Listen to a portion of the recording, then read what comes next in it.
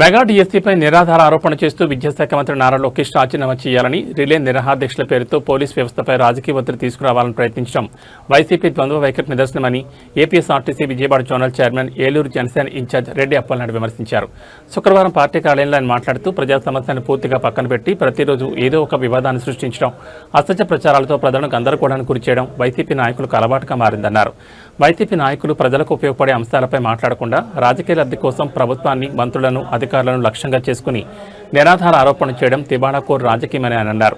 Mega DSC నియామకాలపై ఎలాంటి ఆధారాలు లేకుండానే అవినీతి జరిగిందంటూ ప్రచారం చేసి నారా లోకేష్ బాబు రాజీనామా చేయాలని డిమాండ్ చేయడం పూర్తిగా హాస్యాస్పదమన్నారు.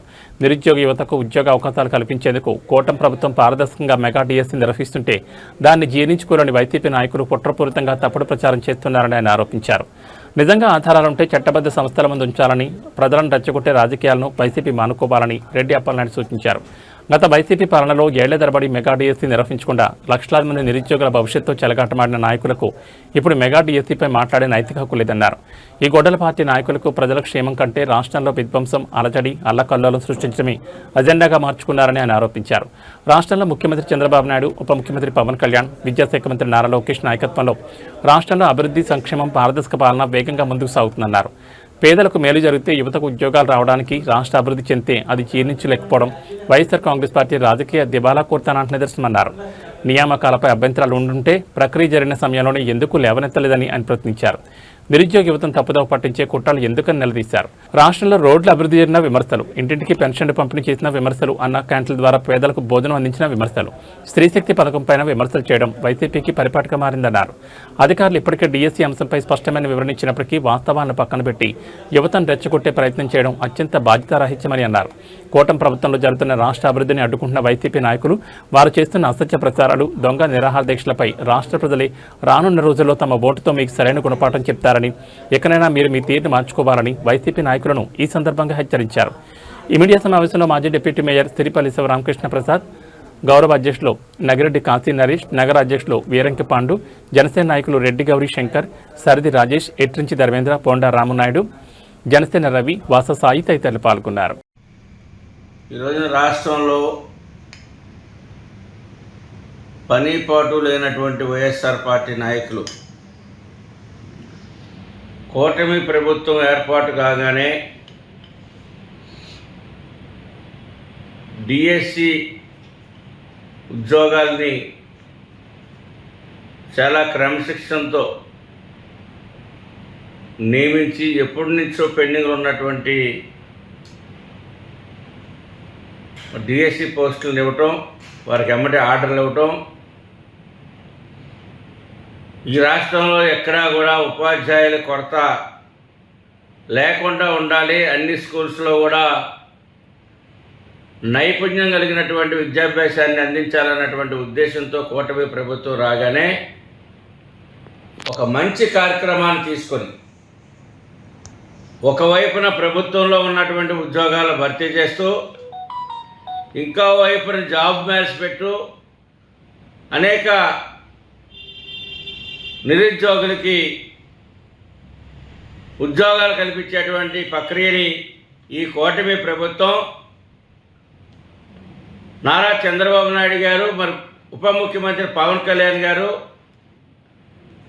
వారి యొక్క సారథ్యంలో విద్యాశాఖ మంత్రులు శ్రీ లోకేష్ గారు మరి ఉద్యోగ కల్పన చేస్తూ ఉంటే, ఈ గొడ్డల పార్టీ రాష్ట్రంలో ఎక్కడా కూడా ప్రశాంతమైనటువంటి వాతావరణం ఉండకూడదు. గత 5 సంవత్సరాల్లో మేము ఏదైతే అరాజకాలు సృష్టించి అభివృద్ధి లేకుండా, సంక్షేమం లేకుండా, మౌలిక వసతులు లేకుండా, ప్రజలకు ఉపాధి లేకుండా అన్ని రంగాలని విధ్వంసం చేసి వచ్చినటువంటి పరిశ్రమల్ని పారదోలినటువంటి ఈ పని లేనటువంటి వైఎస్ఆర్ నాయకులు మరి నిన్నటి నుంచి గగ్గోలు పెడతా ఉన్నారు. డిఎస్సీ మీద అక్రమాలు జరిగినాయని,